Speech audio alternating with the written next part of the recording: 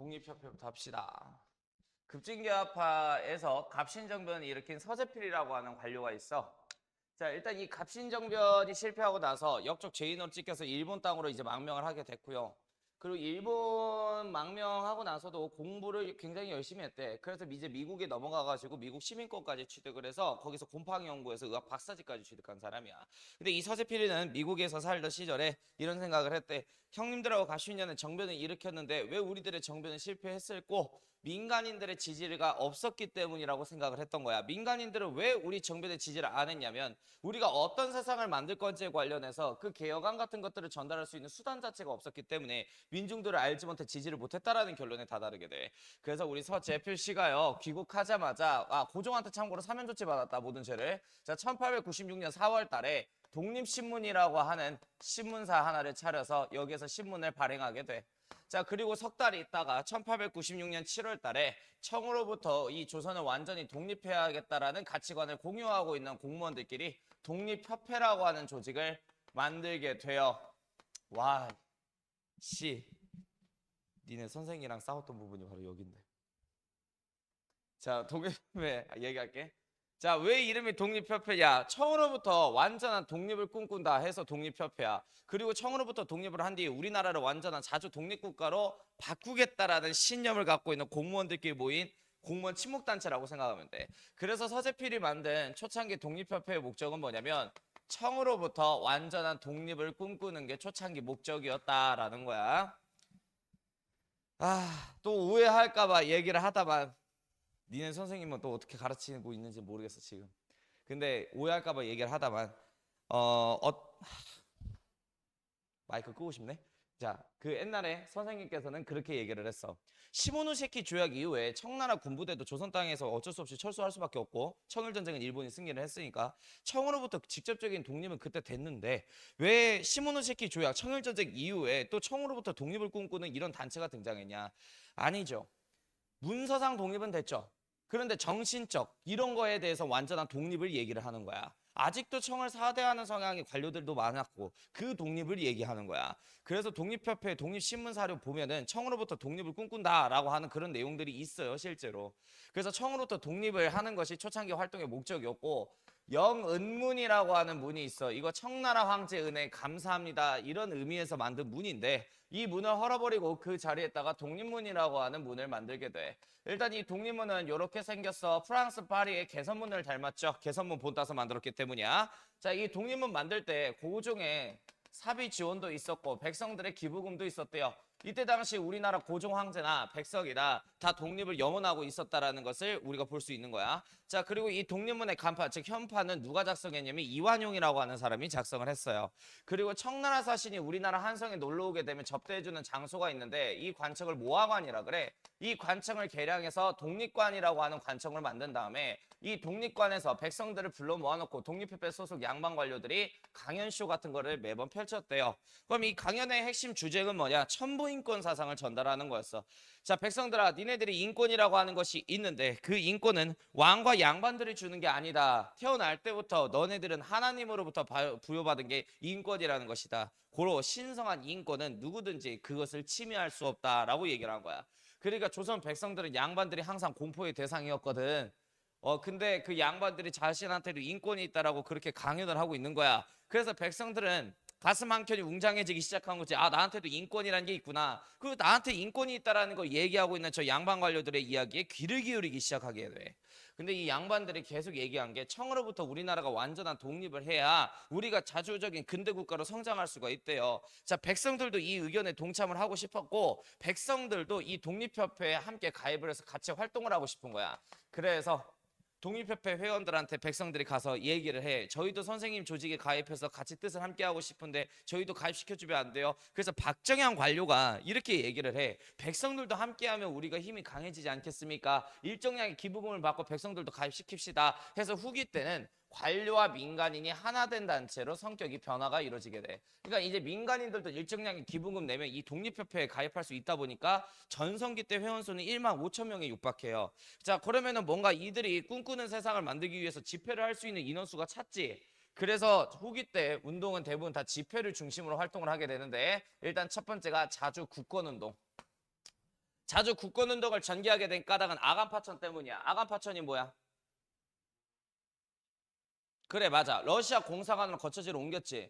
러시아 공사는 공짜로 고종황제를 보여줄 생각이 없어. 그래서 우리나라에 울릉도하고 두만과 산림채굴 권을 얘기를 해요. 압록강 지역도 마찬가지지만. 근데 문제는 우리는 여러 나라하고 체국대로 합의를 본 상태고 러시아한테 이권 하나를 넘겨주는 순간 다른 나라한테도 다 어떻게 해야 돼? 이권을 다 넘겨줘야 되는 상황이야. 그래서 열강들의 이권 침탈이 아간파천 직후에 엄청 심하다 그랬잖아. 열강의 이권 침탈로부터 우리가 자주적인 힘으로 국권과 이권을 수호하자 해서 자주국권 운동을 전개하게 된 거야. 자, 일단 러시아는 부산 남단에 저령도라고 하는 섬이 있는데 이 섬을 빌려달라고 요구를 해. 저령도 조차 요구.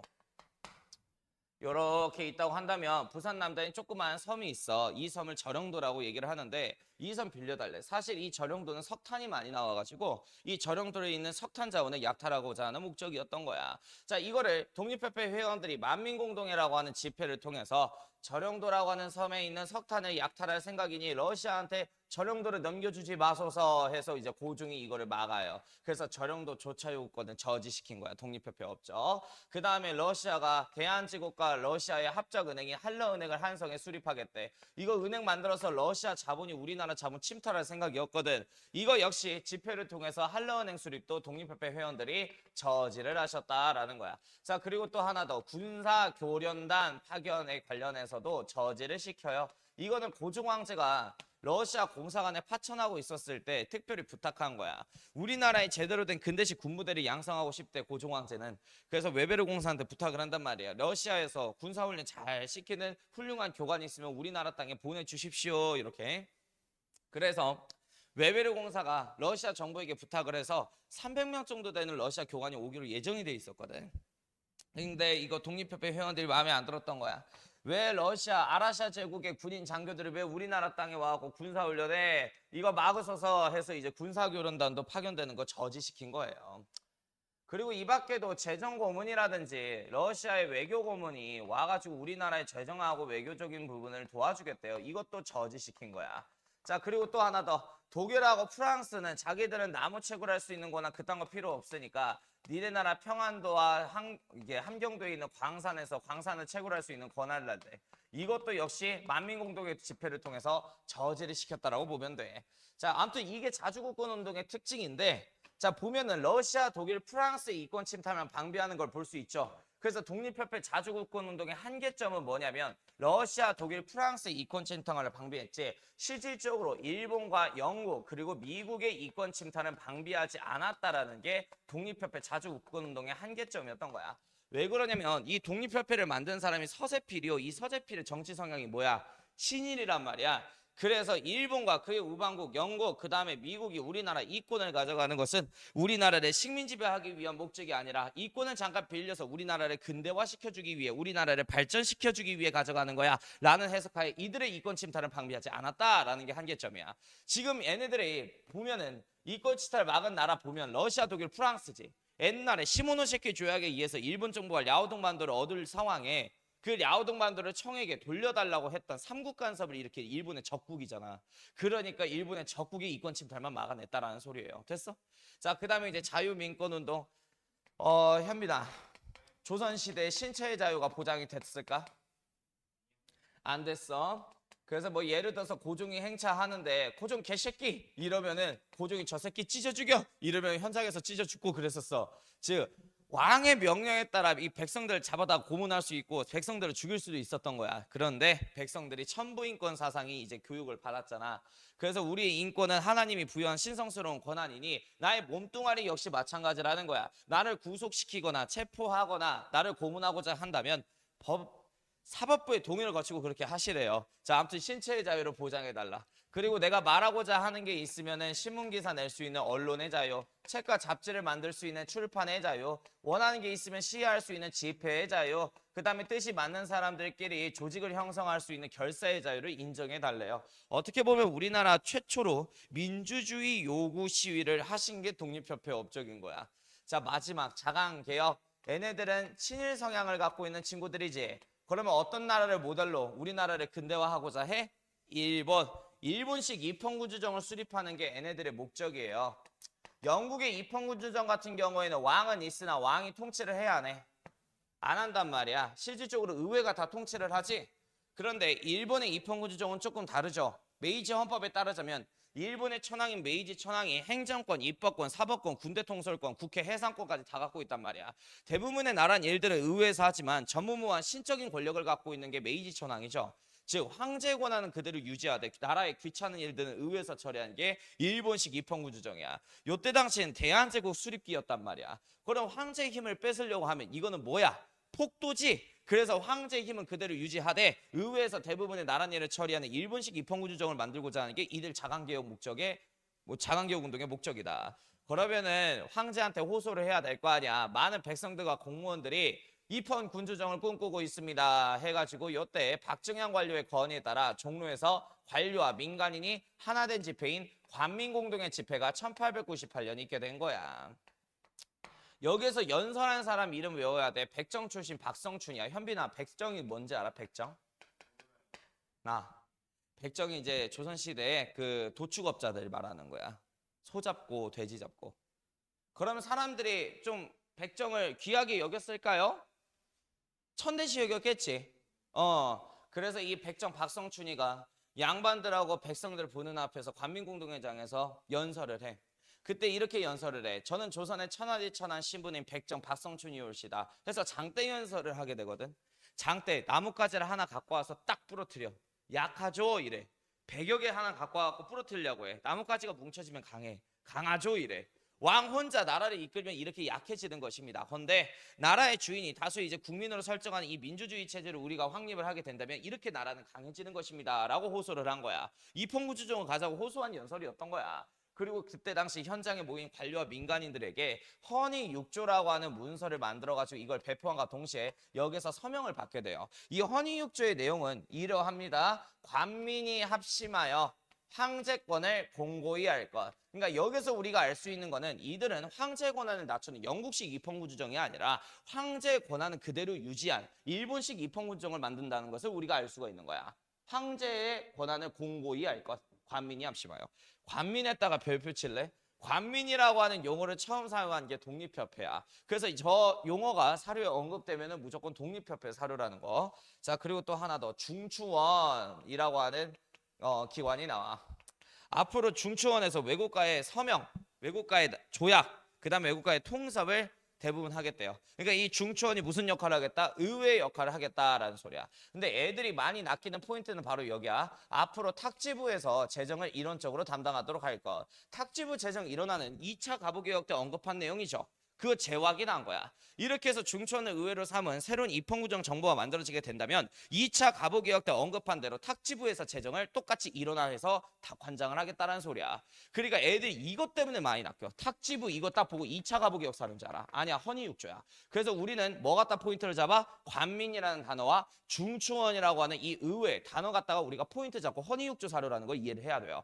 자, 이렇게 해서 공무원들하고 백성들의 서명을 받고 이거를 그대로 고종황제한테 보여준단 말이야. 많은 백성들과 관료들이 입헌군주정을 이렇게도 많이 꿈꾸고 있습니다라는 식으로. 자, 근데 황제권은 그대로 두겠대잖아. 그래서 고종황제가 동의를 해준단 말이야. 자, 그럼 황제의 동의가 있었으니 이제 선거 방침서가 나와야겠다. 이 선거 방침서를 중추원 관제라고 얘기를 하는 거야. 앞으로 독립협회 회원들은 중추원이라고 하는 기관을 의회로 삼되 이 중추원에 총 50명의 의원을 선거를 통해서 선출을 하겠대요. 이렇게 해서 반절인 25명은 민간인을 대표하는 민선 의원으로서 독립협회 회원들끼리 선거를 통해서 선출을 하고 나머지 25명은 공무원을 대표하는 의원으로서 관선 의원 25명을 각각 선출을 하겠대. 이렇게 해서 총 50명이 황제를 대신해서 중추원을 의회 삼아서 나라 통치를 보조하겠다라고 하는 게 중추원 관제야. 선거 방침서 나왔으니 선거만 하면 되겠죠. 근데 문제는 뭐냐? 이 25명 민선 의원이 어떤 조직에서 선거를 통해서 선출된다고? 독립협회. 그렇게 되면 민선 의원 25석은 당연히 다 어떤 조직에 있는 사람들이 다 꿰차게 돼? 독립협회. 그럼 이 말인 즉슨 독립협회에 가입하지 못한 공무원들은 이렇게 정부가 만들어지는 순간 정계에서 아웃당하게 되겠지.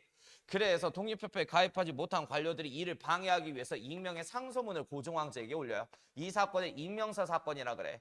처음에 올라왔을 때 익명으로 올라와가지고 누가 쓴지는 몰랐지만 나중에 조사해보니 조병식이라고 하는 관료가 올린 거야. 조병식은 조병갑 사촌동생이에요. 그래서 이 조병식이 올린 이명의 상소문에는 이렇게 적혀 있어. 우리 폐하께서는 속고 계십니다. 이들은 앞에서는 입헌구주정을 만들겠다라고 얘기를 하지만 뒤에서 그들이 꿈꾸는 세상은 공화정 정부입니다. 공화정은 왕이 없는 정치체제야. 즉 이 말인즉슨 고종을 폐위시킬 생각이라는 거야. 그래서 이미 이들 사이에 박정향이라고 하는 사람이 대통령으로 내정돼 있다 하며 이런 내용의 상소가 사례 올라온 거야. 그래서 이 상소를 받던 고종 황제는 자기의 그 안위에 대해서 옛날부터 걱정이 많았었잖아. 근데 알고 보니까 이 새끼들이 입헌군주정이 아니라 나를 폐위시키고 공화정을 만들려고 하는 새끼들이었구나를 깨달아. 그래서 독립협회 지도부들을 다 형무소에 수감을 하게 됐거든. 그래서 독립협회 하위 조직원들이 화가 난 거지. 그래서 1898년 종로에서 만민공동회 집회가 개최되게 된 거야. 만민공동회. 그래서 우리 선생님들 죄 없는데 왜 형무소에 가두냐라는 거야. 우리 선생님들 석방하고 예정한 대로 입헌구주정 정부 수진해라 라는 식으로 이제 시위가 있게 돼요. 근데 이 만민공동회 집회에 참여해서 고종의 뜻에 반대하는 사람들을 고종 입장에선 좀 꼴보기 싫지 않았을까? 황제인 내가 하지 말라고 명령을 했거든. 거기서 또 입헌구정 수립하라고 그렇게 호소하는 시위하고 있는 거 아니야. 그래서 옛날부터 정부의 용역 깡패 집단으로 활동하고 있었던 상인이 어떤 상인 집단이라 그랬니? 보부상. 이때 당시 대한제국기 때 보부상을 보호하는 단체가 있어. 그 단체 이름이 황국협회라고 하는 단체야. 그래서 이 황국협회에 소속되어 있는 보부상 상인들을 불러보아. 뭐라 얘기하냐. 내 명령에 거역하고 만민공동회 집회장에서 입헌구정 수립을 얘기하는 저들을 다 때려 잡아가지고 강제 해산시켜라 이렇게 지령을 하더란 거야. 이렇게 해서 황국협회에 소속되어 있는 보부상 상인 단체들이 곤봉 하나씩 들고 만민공동회 장을 습격을 하게 된 거야. 그리고 1898년 12월달에 기점으로 해서 집회 해산령 조치에 따라 독립협회는 역사 속으로 사라지게 됐어요. 그리고 이 독립협회 기관지 역할을 하고 있었던 신문이었던 독립신문 역시 이듬해인 1899년에 사라지게 되었답니다. 독립협회 역사 끝.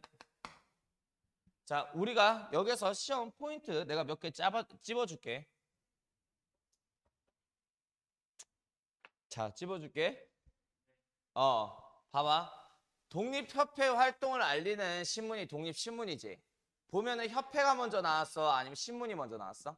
신문이야. 이거 어중이 떠중이로 공부한 애들은 당연히 독립협회 활동을 알리는 게 독립신문이니까 협회가 먼저 만들어지고 나중에 신문이 만들어졌을 거라고 생각을 해. 아니야. 신문이 먼저 만들어지고 협회가 나중에 만들어져. 그래서 이거 갖다가 순서배열 문제를 많이 내시기도 해요. 학교 선생님이.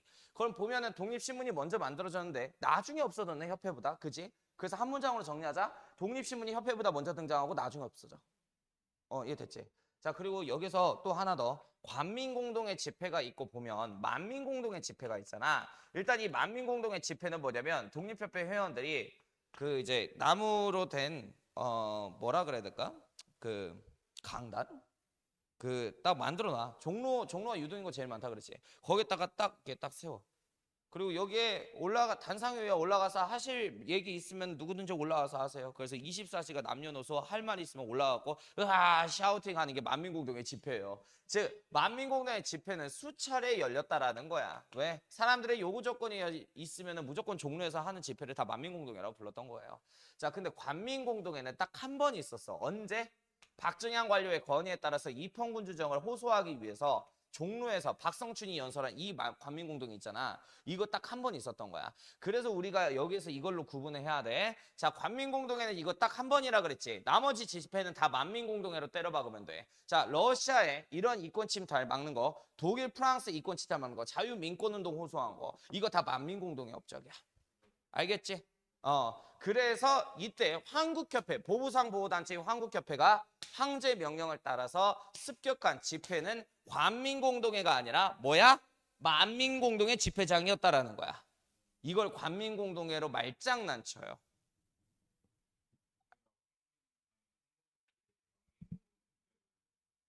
관민공동회를 습격했다라는 식으로 말장난 쳐. 근데 관민공동회는 입헌군주정 수립하기 위해서 이때 딱 한 번 열었던 집회잖아. 그래서 우리 이렇게 좀 쉽게 구분하면 돼. 자, 그리고 이 만민공동회 집회 별명이 있어. 저거 장작 집회라고 하는 별명이 있어.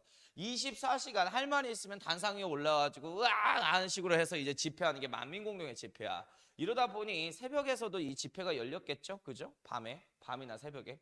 그래서 나무꾼들이 장작을 지펴다가 거기에서 캠프파이어 하면서 남의 이야기 듣고 이렇게 진행되는 집회여서 장작 집회라고 불렀어. 장작 뜬다 할 때 끝장작. 독립협회 끝났어요? 그 다음 이제 우리나라 국권피탈 과정으로 갈게. 쭉 넘겨.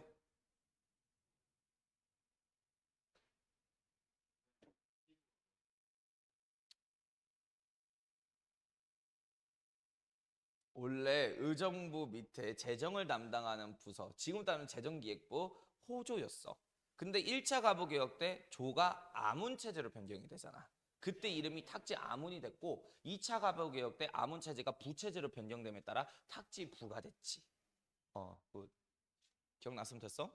합법 총 안 맞아? 아직 거기까지는 암기 안 했지. 2차 가부개혁 빨리 해야겠다.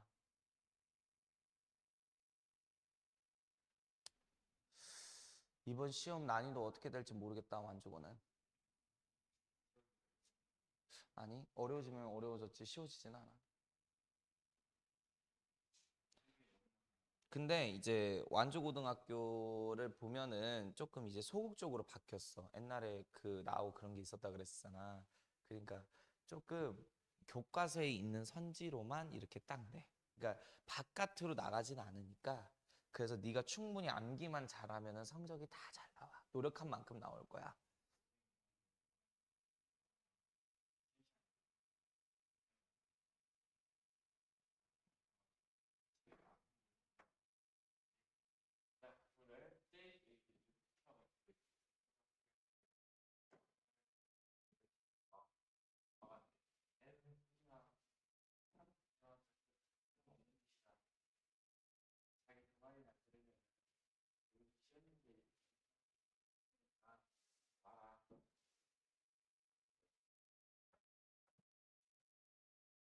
아이고. 응? 잠깐만. 할게. 국어피탈 과정. 국어피탈 과정. 또 하고 있어요. 국어피탈 과정.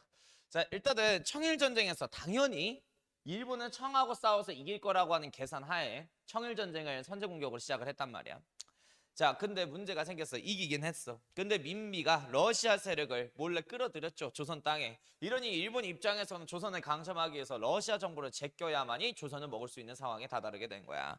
자, 근데 이 러시아라고 하는 강호하고 일본이 혼자 싸워서 이기기에는 역부족이라고 생각을 들었던 거지. 당시 러시아의 라이벌 국가가 있어. 영국. 그래서 이 영국하고 러시아를 견제하고자 하는 목적하에 1차 영일동맹이라는 걸 체결하게 돼요. 양국은 서로 거중 조정을 합의 보게 된 거야. 영국과 일본이 서로 불리한 일이 있을 경우에 양국은 서로 돕는다. 이 말인즉슨 일본 제국이 러시아 제국하고 전쟁을 시작하게 된 순간 영국은 일본 편에 서겠다라는 것을 합의를 한 거야. 당시 미국의 루즈벨트 대통령 역시 일본을 지원해 주기로 해요. 사실 나중에 1904년 2월 11일부터 벌어진 러일 전쟁은 1대1의 전쟁이 아니라 3대1의 전쟁이었다고 해석하면 돼. 됐어? 자, 그럼 왜 영국과 미국은 일본을 밀어주냐? 러시아를 견제하기 위해서 동아시아의 호랑이 국가 하나를 키우고 싶었는데 그게 청이 되든 조선이 되든 상관이 없었거든. 일본이 되든. 근데 가장 일찍 근대화에 성공하고 가장 가능성 있는 게 일본 제국이었던 거야. 그래서 이 영국과 미국은 일본을 밀어주기로 합의를 봐요. 그리고 러일 전쟁의 분위기가 고조되는 사건 하나가 터지게 되는데 그게 용안포 사건이야. 혹시 의화단 사건이라고 알아, 현빈아? 의화단 사건. 알려드릴게요. 자, 이 의화단이라고 하는 산동반도에 위치한 중국 무술단체가 있어요. 얘네들의 말에 따르자면은 의화권이라고 하는 무술을 연마를 해서 장풍을 쏘고 땅을 접어 달릴 수 있대요. 자, 뭐 지들 말에 따르자면 신성스러운 청나라 영토에 서양 교회, 서양 공장 같은 게 막 들어쓴 거야. 이게 너무 불쾌했던 거지. 지들 말에 따르자면 장풍 쏘면서 이거 다 터치고 다녔대. 슈탄 던졌겠지. 자, 그러면은 서양 애들 입장에서 억울하지. 자기들이 합법적으로 여기다가 교회 세우고 공장 세우는데 어떤 중국의 무술단체 때문에 자기가 굉장히 피해를 보고 있는 거잖아. 그래서 8개의 서양 국가와 그 다음에 일본하고 총 9개 연합군이 청나라 수도 베이징을 점령한 사건이 의화단 사건이야. 그 서양 국가 중에 하나가 러시아였는데 러시아는 의화단 진압하겠다고 만주 땅에 군부대를 주둔하고 아직까지도 의화단 사건이 진압되고 나서도 군부대를 빼지 않는 거야. 일본 애들은 조선을 강점하고 나서 이 만주 땅을 엿보고 있었거든. 근데 이 만주 땅에 러시아 군부대가 주둔하면 되겠냐? 안 되겠지. 그래서 자기신의 동맹국가였던 영국하고 미국 형님들한테 부탁을 한 거야. 러시아 새끼들 좀 만주 땅에서 쫓아내주세요 라는 식으로. 그래서 영국과 미국이 러시아 황제 니콜라이 2세 황제에게 압박을 한 거야. 의화단 사건 진압된 지가 언젠데 아직도 러시아의 군부대가 만주 땅에 주둔하고 있니? 당장 러시아 땅으로 이 러시아 군부대 철수시켜. 영국, 미국이 협박을 한 거야. 그래서 니콜라이 2세 황제는 철수를 하겠대요. 근데 러시아 땅으로 철수한 게 아니라 우리나라 압록강에 있는 용안포라고 하는 항구 도시가 있거든. 여기로 러시아 군부대가 철수해. 그리고 여기다가 군사기지 딱 설치해 놓은 거야. 이거는 철수가 아니라 진격이라고 해야 되는 거야. 그래서 여기다 군사기지 만들어 놓은 이유가 뭐냐? 용안포에다가 러시아 정부는 이야기하고 싶은 거지. 일본 제국한테 만주 땅 포함해서 조선 땅도 양보할 생각이 없다고. 그러니까 러일 전쟁의 분위기가 이렇게 고조되니까 이전에 부들러라고 하는 사람이 갑신정변 끝나고 나서 중립국 선언하라고 얘기했잖아. 그래서 1904년 1월 달을 기점으로 해서 국외 중립선언을 반포하게 돼요. 그때 당시에 중립군 선언 안 했다가 청일전쟁 전쟁터 됐거든. 그래서 이번에는 러일 전쟁 터지게 생겼잖아. 우리나라 땅에서. 그래서 중립국 선언을 한 거야. 그런데 우리나라는 힘이 없죠. 결국에 리순과 인천 제물포항에 정박되어 있는 러시아 함대가요. 일본 군함에 의해서 선제 공격 당합니다. 이렇게 해서 1904년 2월 달을 기점으로 해서 러일 전쟁이 시작되게 된 거야. 그리고 이 러일 전쟁 하면서 일본 제국은 우리나라 대한제국의 영토를 군사기지로 이용하면 참 좋겠지. 그래서 하야시 곤스케 공사의 압박에 따라서 2월 달에 한일의 정서 조약이 강제로 통과되게 돼요. 일단 이 한일의 정서의 중심 내용이 딱 3개가 있단 말이야. 첫 번째, 충고권이야. 앞으로 대한제국은 어떤 일을 하든 간에 일본 내각 정부의 충고를 들으면서 나란 일을 진행할 것. 그래서 충고권이야. 말이 좋아 충고지. 이거 일방적인 간섭이겠지. 그리고 또 하나 더, 외교권 제한이에요. 그러니까 지금 러일 전쟁 역시 영국과 미국의 지원한에 따라서 일본이 자신들이 이 전쟁에서 승리할 거 알고 선제 공격으로 이제 일으킨 전쟁인 거야. 근데 러일 전쟁 도중에 독일하고 프랑스하고 동맹 관계를 체결하게 되면 그 나라하고 조선 땅을 먹기 위해서 또 싸워야 되잖아. 그래서 다른 나라하고 통섭하고 조약을 맺을 수 있는 외교권을 러일 전쟁 도중에만 묶어 놓겠대요. 외교권 제한. 자, 그리고 이제 세 번째 내용. 아우, 그러니까 모든 게 거슬리네. 요거 갖다가 전북 여고 쌤이랑 싸웠대. 스입생. 자, 계속 얘기할게. 군사기지 확충권.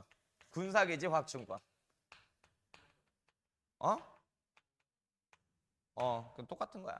자, 대한제국의 특정 영역 중에 하나를 일본 내각이 러일 전쟁 할 때 군사기지로 이용한다 하면은 대한제국은 그 땅을 대여해 줄 것. 이게 군사기지 확충권이야. 자, 그러면 이때 군사기지로 대여해 달라는 땅이 어떤 땅이었냐면 독도라고 하는 땅이에요. 그래서 이때 독도가 대여가 된 거야. 일본 애들한테. 소유권이 아니라 대여가 된 거죠. 조차가 된 거지. 자, 그리고 나서 이제 1차 한일협약을 체결하게 돼. 1904년 8월 달에. 우리나라의 재정과 그 다음에 외교적인 부분부터 장악하기 위해서 우리나라의 일본 정부가 고문을 파견해 주겠대요. 그래서 1차 한일협약의 별명은 고문정치야. 이렇게 해서 우리나라의 외교 고문으로 온 사람이 미국인 더런 화이트 스티븐스야. 더런 화이트 스티븐스. 그 다음에 재정 고문으로 온 사람이 메가타예요. 메가타. 자, 일단은 더런 화이트 스티븐스가 오게 되는데 이 사람이 국적은 미국인인데요. 완전 속은 쪽발이야. 일본의 이익을 옹호하는 그런 연설만 하고 다녀요. 이 스티븐스가 뭐라고 연설하고 다니냐면 국제연설장에서 옛날부터 이 조선 정부는 청의 식민지배 위협과 러시아의 남한 위협에 계속 노출됐던 불쌍한 나라에 이 조선이 안전함을 찾으려면은 일본하고 동맹국가가 돼야 된다라고 호소하고 다녔던 사람이야. 자, 그래서 이 스티븐스를 암살하기 위해서 1908년에 샌프란시스코가 이 스티븐스의 고향이었거든. 그래서 휴가차 스티븐스가 고향역인 샌프란시스코 기차역에 도착을 하게 돼요. 이때 같은 소속의 조직 소속도 아니고 일면식도 없었던 두 조선 청년이 스티븐스를 암살하기 위해서 우연치 않게 만나게 돼. 그래서 결국 이 1908년 장인한 전명훈 선생님에 의해서 샌프란시스코 기차역에서 암살당한 게 스티븐스야. 이거 시험 중심 포인트야.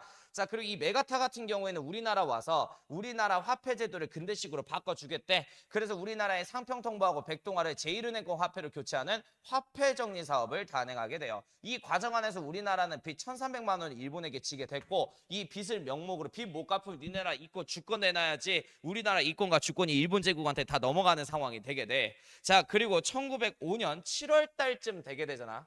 1905년 7월 달쯤. 이때 되면 러일 전쟁의 승기가 완전히 일본 제국 쪽으로 기울여지게 돼요. 동해해전이라고 해서 스시마섬 인근에 러시아의 주력 함대 발트 함대가 일본 함대에 의해서 다 격추를 당하게 되거든. 자, 이렇게 해서 러일 전쟁의 승기를 잡았던 일본은 각 서양 제국주의 국가한테 한반도 지배권을 승인받기 시작해. 가장 먼저 승인해 준 게 미국이야. 그래서 이 미국이 일본 제국과 체결한 조약이 가스라테프트 밀약이에요. 왜 이름이 가스라테프트 밀약이냐면 일본의 외무장관이었던 가스라 다로와 미국 육군 중장이었던 윌리엄 테프트가 몰래 만나서 약속을 체결한 거야. 그럼 왜 몰래 만났겠어? 옛날에 82년에 조미수 통상조약 체결했을 때 제1관 양국이 서로 불리하면 서로 도울 거 거중조정권을 합의했잖아. 근데 지금 현재 일본 제국이 한반도를 먹어도 돼 라고 인정하는 순간 그 위반하는 거지. 배상금 지불할까 봐 그래요. 그래서 몰래 만나서 약속을 체결한 거야. 그래서 양국은 이렇게 합의를 봤다. 일본 제국은 앞으로 대한제국을 식민 통치하며 미국은 필리핀을 장악한다. 양국이 합의 본 거야. 자, 그 다음에 두 번째로 우리나라 한반도에 대한 지배권을 인정해준 나라가 영국이에요. 그래서 이 동맹을 2차 영일동맹 사건이라고 얘기해. 자, 중심 내용은 이렇게 돼. 영국은 인도를 식민 지배하고 일본은 조선을 식민 지배한다. 합의를 본 거야. 자, 그리고 9월 달쯤 되게 되면 러일 전쟁이 끝이 나게 됐다. 근데 이 러일 전쟁이 끝나서 러시아의 포츠머스 항구에서 조약이 체결되게 되는데 그래서 조약 이름이 포츠머스 조약인데 이 포츠머스 조약의 특이한 점은 뭐냐면 승전국과 패전국이 명시되지 않은 조약이다. 이유가 뭐냐? 요때 일본 애들이 러시아 불공국과 압도적으로 뚜까 패고 있는 상황이었어. 근데 미국 정부는 러일 전쟁에서 일본이 승전국이 되는 걸 원치 않아요. 만약에 승전국이 되면 러시아의 이권이 대부분 일본에게 넘어가. 일본은 감당할 수 없는 멍멍이가 돼버려. 그러니 일본이 적당히 컸으면 좋겠는 거야. 그래서 이 원숭이들이 불고 막 뚜가 패고 있을 때 독수리가 중간에서 그만 싸워 하면서 말린 거야. 그래서 이 미국의 중재에 따라서 포츠머스 조약이 체결되게 되는데 일단 러일 전쟁은 일본 쪽에서 굉장히 우세한 상황이었기 때문에 일본에게 유리한 조약이 체결돼. 자, 러시아 정부 역시 한반도를 일본 정부가 장악하는 것을 동의를 해주겠대요. 자, 이렇게 해서 미국, 영국, 러시아의 동의를 받았으니까 이제 우리나라 주권을 본격적으로 강탈하면 되겠지? 자, 이렇게 해서 1905년 11월 갓 만들어진 경부선 열차를 타고 전 내각 총리였던 이토 히로부미 내각 총리가 우리나라의 궁궐에 들어오게 돼. 그리고 고종한테 들이내민 문서가 이때 2차 한일의 명문서인 거야. 그래서 고종한테 이렇게 얘기를 해. 옛날부터 이 조선이라고 하는 나라는 청해 식민지배 위협과 러시아의 공격의 위협에 계속 노출됐던 불쌍한 국가래. 그래서 이번에 우리 천황폐하께서 은혜를 베풀어 당신들을 보호하고자 하니 이 조약문에 서명을 하래. 2차 한일협약의 중심 내용은 첫 번째 외교권 박탈이야. 다른 나라하고 조약을 체결할 수 있고 이야기를 할 수 있는 권한을 일본 정부가 가져가겠다라는 거야. 너의 외교권이 나한테 오잖아. 나는 사채업자한테 사채 존나 쓸 거야. 어차피 갚는 건 너니까요. 그러니까 이렇게 되면 나라 망하는 거나 다를 바 없죠. 그 다음에 우리나라를 보호해 주겠다는 명목하에 남산에다가 보호기관 하나를 깔겠대. 이 보호기관 이름이 통감부라고 하는 보호기관이야. 그리고 1대 통감 자리에는 자기가 앉겠대요. 그래서 초대 통감이 누구야? 이토 히로부미죠. 근데 이 문서를 고종왕자한테 내밀었다라는 것은 나라의 주권 넘기라는 소리하고 똑같아. 그래서 고종황제는 불편한 기색을 딱 보이면서 더 이상 그 이후로 이토를 만나려고 하질 않는단 말이야. 그러니까 이토 입장에서는 공경에 처하게 된 거야. 일단 이 조약이 국제법상 효력을 발생하려면 이 나라의 주권을 갖고 있는 황제의 동의를 거쳐야 돼. 근데 황제가 나를 안 만나준다고. 그래서 이토는 차선책을 택한 게 당시 우리나라 땅에 주차되고 있었던 일본 군부대 있잖아. 한국주차군이라 그래. 이 한국주차군 사령관 하세가와 요시미치에게 명령을 내려. 한국주차군 즉 일본 군부대를 이끌고 덕수궁 중명전을 포위하라. 이렇게 해서 덕수궁 중명전을 군사로 포위하는데 공포적인 분위기를 야기시킨 뒤 대한제국의 신하들을 여태 당시에 덕수궁 중명전에 다 불러들여요. 그리고 이 대한제국 신하들한테 이토 히로부미가 얘기를 하는 거야. 니네 나라는 예로부터 러시아 제국의 군사 공격의 위협과 청해 식민지배 위협에 계속 노출됐던 불쌍한 나라 아니냐. 이번에 우리 천황폐하께서 은혜를 베풀어 너네들을 보호국가로 만들고자 하니 여기 조약문에 서명을 해줬으면 한다.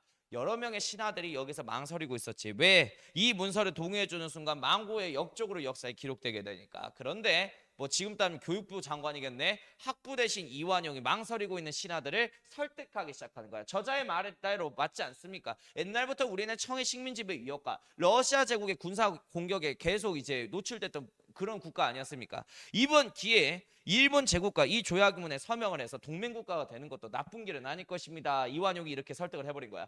자, 이렇게 해서 5개새끼들이 이 2차 한일협약을 고종 황제의 동의도 없이 멋대로 날인시키게 된 거야. 이들을 통칭 을사오적이라고 얘기를 해요. 이 을사오적 5명을 무조건 다 외워야 돼. 일단 첫 번째, 학부 대신 이완용, 농상 공무 대신 권중현, 그 다음에 이지영, 당시 군부 대신 이근택, 외교 대신 박재순이에요. 그럼 여기서 제일 중요한 인물은 누구인 것 같으세요? 이완용 같죠? 이완용 아니에요. 박재순이에요. 이유가 뭐냐면 물론 이완용이 제일 개새끼긴 하죠. 근데 그 고종 황제의 옥세나 날인이 서명이 이루어지지 않았어. 2차 한일협약 문서 보면. 근데 외교 대신인 박재순의 날인만 있어요. 그러니까 을사늑약에 서명한 건 누구야? 고종이 아니라 박재순이었기 때문에 박재순을 내가 조금 중요하게 다룬다. 자, 그럼 원래 황제의 동의를 거치지 않았으면 이 조약은 무효야. 근데 사실 국제법은 그냥 먹가라 마이싱이고 강대국 중심의 국제 질서였다. 그러다 보니 전 세계가 대부분 일본을 밀어주고 있는 상황인지라 이게 효력이 발생하기 시작하는 거야. 자, 그러면 일사늑약이 체결됐으면 나라 망한 거나 다를 바 없지. 대대적인 민중 저항운동에 부닥치게 돼요.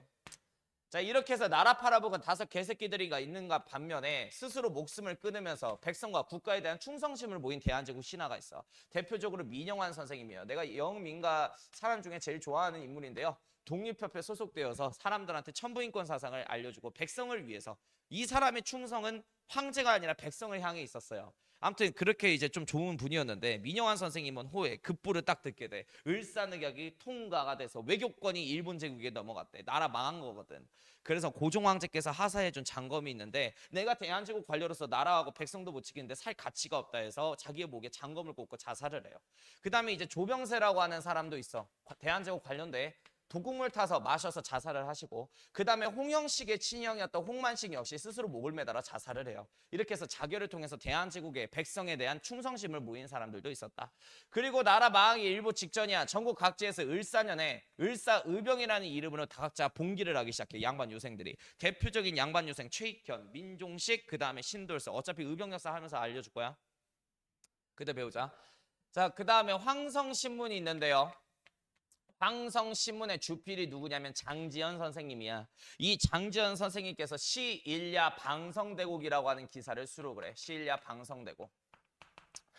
저 5오정놈들 때문에 500년 정사가 순식간에 무너졌구나. 오늘같이 나라 망한 날 목 놓아 우르리라고 하는 내용 나오면 장지연 선생님의 시일야 방성대국이야. 그리고 고종 황제는 억울해. 왜? 자기가 동의한 거 아닌데 그 덕수궁 앞에 백성들이 모여갖고 자기한테 돌 던지면서 쌍욕을 해요. 당연히 황제가 날인해 줄 거라고 생각한 거야, 백성들은. 근데 자기가 아니잖아. 그래서 자기의 억울한 뜻을 자신의 시민들에게 호소하고자 하는데, 러일 전쟁 터지자마자 일본 애들이 했던 게 우리나라 언론사 장악부터 들어갔어요. 그러니까 자기의 뜻을 백성들에게 호소해 줄 수 있는 언론사가 다 통제받아서 하나도 없는 거야. 마치 우연치 않게 어떤 영국인 기자 하나가 한성에서 자기가 사장으로서 한 신문사를 운영하고 있다는 소식을 듣게 돼. 그게 코리아 데일리 뉴스 대한매일신보 사장 베델이었어요. 그래서 그 베델을 궁궐에 불러. 그래서 이 대한제국 황제인 고종 황제가 특별히 부탁을 한단 말이야. 너의 신문을 통해 나의 억울한 뜻을 나의 신분에게 전달하고자 하는데 너의 신문을 빌려주겠느냐. 이러니까 베델이 of course 가져다 쓰래요. 자, 이렇게 해서 다음날 대한매일신보에 고종의 친필 기사가 나오게 됐고, 내용은 대충 이거야. 황제인 내가 동의한 것이 아니다. 내 밑에 있는 5오정놈들이 더 동의를 한 것이다. 이렇게 해서 이 배우의 을사오적이 있었다라는 걸 깨닫게 된 대종교라고 하는 종교단체가 있어. 당군 할아버지 모시는. 그래서 이 대종교의 일대교주 나철이 저 을사오적 죽여야겠구나라는 생각에 을사오적 암살단 자신회를 꾸려서 암살 시도를 하였으나 대부분 다 미수로 끝났다. 그리고 장사하는 상인들은 나라 망하게 생겼는데 장사가 들어와? 가게 문 닫고 시위 현장에 나가서 시위를 해요. 철시라 그래. 상인들은 철시행위로 가게 문 닫고 파업행위로 시위를 한 거고, 그 다음에 학생들은 안 그래도 학교 가기 싫었는데 지금 학교 안 갈 명분이 생겼지. 그래서 학생들은 등교 거부로 저항을 해. 그래서 시위 현장에 나가고 을사늑약 반대시를 한 거야. 그리고 고종은요, 이때 가장 먼저 떠올랐던 나라는 미국이었어요. 옛날에 조민수 통상조약 때 우리나라가 위험한 일이 있으면 먼저 도와주겠다고 한 나라가 미국 아니야. 그래서 이 미국에 도움을 요청하기 위해서 이승만을 보내요. 미국 대통령한테, 루즈벨트 대통령한테. 이 이승만이가 영어를 굉장히 잘하고 머리가 똑똑해서 그래. 근데 이승만이가 백악관 가가지고 미국 대통령을 만나려고 하는데 미국 대통령이 자꾸 약속을 파토내. 이승만은 정치적으로 머리가 빨라. 아, 미국은 우리 조선을 버렸구나 라고 하는 직감이 딱 왔대요. 근데 힘들게 여기까지 왔는데 그냥 빈손으로 가긴 그래서 갑자기 워싱턴 대학교 들어가고 공부하기 시작합니다. 그래서 미국에 도움을 요청하기 위해서 보낸 이승만은 오지도 않고요. 답서도 오지를 않아. 이 과정 안에서 안절부절하고 있었는데 이 고종 황제의 업무를 보조하고 있었던 친한 성향의 미국인 하나가 옆에 있었어. 헐버트라고. 그래서 이 헐버트가 이런 소리를 해. 네덜란드에 헤이그라고 하는 도시가 있는데 거기에서 1907년을 기점으로 2차 만국 평화회담이 있다고 합니다. 거기에 만국의 대표자들이 모이게 될 것이니 거기에 대한제국의 특사를 파견하셔서 대한제국의 어려움을 호소하면 어떤 국가는 이 대한제국의 운명을 불쌍히 여겨 도움을 줄 수 있지도 않겠습니까? 라고 얘기를 한 거야. 자, 이렇게 해서 헐버트의 의견에 따라서 헤이그의 특사를 파견하게 돼. 이 사건을 헤이그 특사 파견 사건이라고 얘기를 해요. 근데 헐버트가 이렇게 얘기를 해.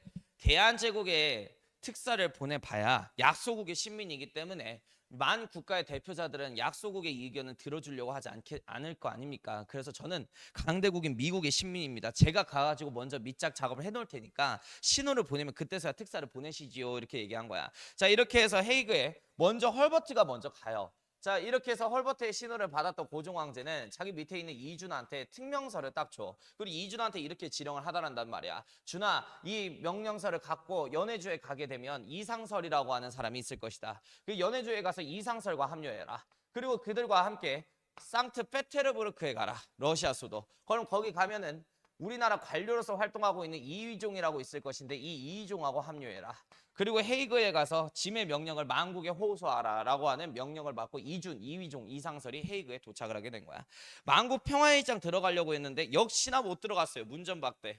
이때 당시 남산 통감부에서 통감인 이토 히로부미가 고종이 워낙에 변수가 많다 보니까 주변에 있는 궁녀하고 환가들 돈으로 다 매수해서 고종 똥 싸러 가는 시간까지 보고받고 있었거든. 당연히 헤이그에 고종 황제가 특사를 파견했다는 사실을 알고 있었고 일본 정부와 영국 정부가 손을 써서 회의장에 들어가지도 못했어. 논리는 이거야.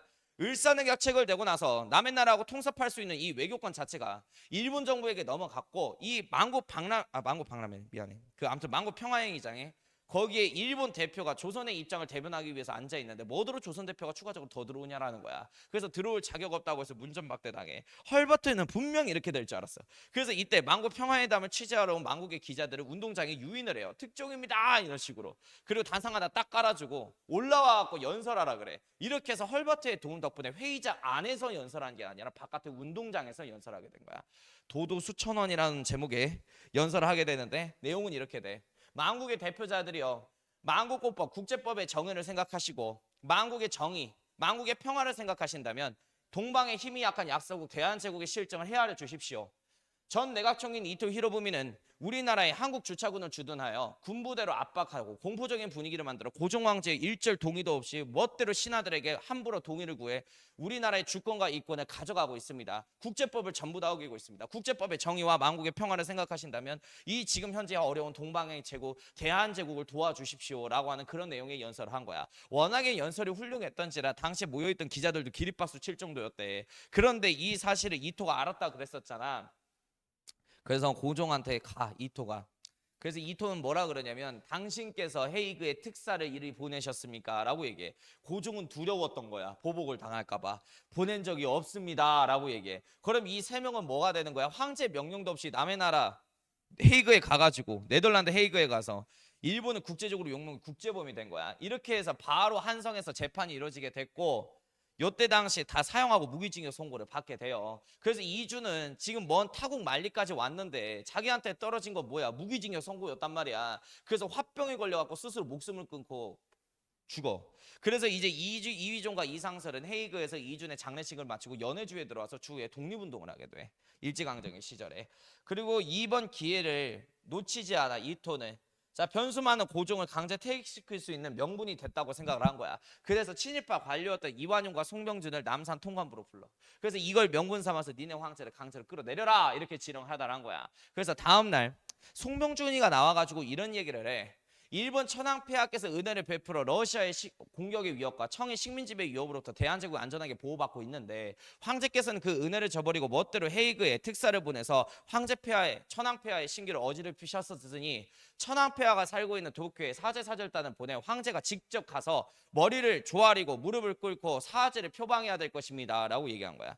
그리고 어떤 애는 이렇게 얘기한다. 일본 천황에게 사죄하러 가기 싫으신다면 스스로 목숨을 끊으십시오. 할복하십시오 라고 얘기를 해. 그때 고종은 크게 분노하고 그날 회의를 모두 다 취소하고 침소로 들어가요. 다음날 어전회의에서 이완용이 나와서 이렇게 얘기한 거야. 할복하기도 싫으시고 사죄하러 가기도 싫으시면 세자저하에게 황제 자리를 양해하소서라는 얘기를 한 거야. 이렇게 해서 고종은 힘이 없잖아. 어쩔 수 없이 세자에게 양위조서를 쓰게 돼요. 이렇게 해서 헤이그 특사 파견 사건을 기점으로 해서 누가 강제 퇴위당해? 고종이 신하들에 의해서 강제 퇴위당한 거야. 그리고 새 황제 이렇게 해서 순종이 즉위하게 되는데 순종 즉위식 날도 이상한 해프닝이 생겨요.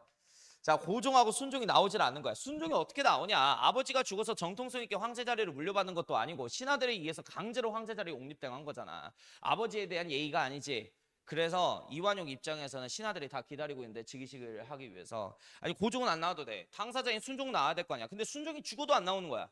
그래서 순종을 모시고 있는 내시 황관이 있어. 야, 저 새끼한테 황룡포 입혀. 해서 이 내시가 순종 대신 황룡포를 입고 대리 즉위식을 마쳐요.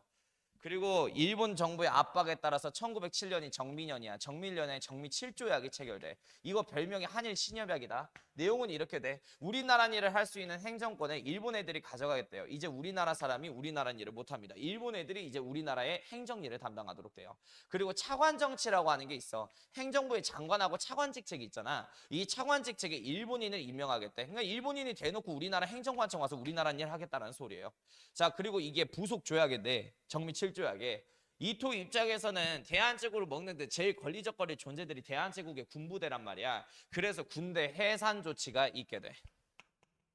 그래서 각 훈련장에 대한제국의 군인들을 훈련 명분으로 불러 모읍니다. 당시 군부 대신 이병무가 뭐라 그러냐? 지금까지 나라 지키나 수고했다. 황제폐하께서 내리는 은사금이다. 5원에서 10원 정도 되는 퇴직금을 그들 손에 쥐어줘.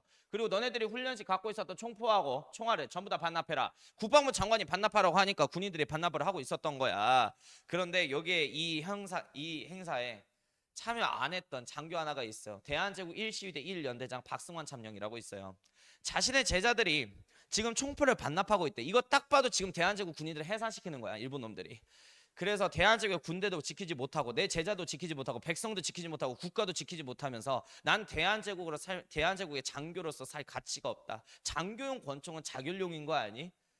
그래서 수납장에는 자신의 그 권총을 꺼내들어 총알을 장전한 뒤 난 1만 번 죽어도 마땅하다라는 마지막 유언을 남기고 자기 머리에다 총 쏴서 자살을 한단 말이야.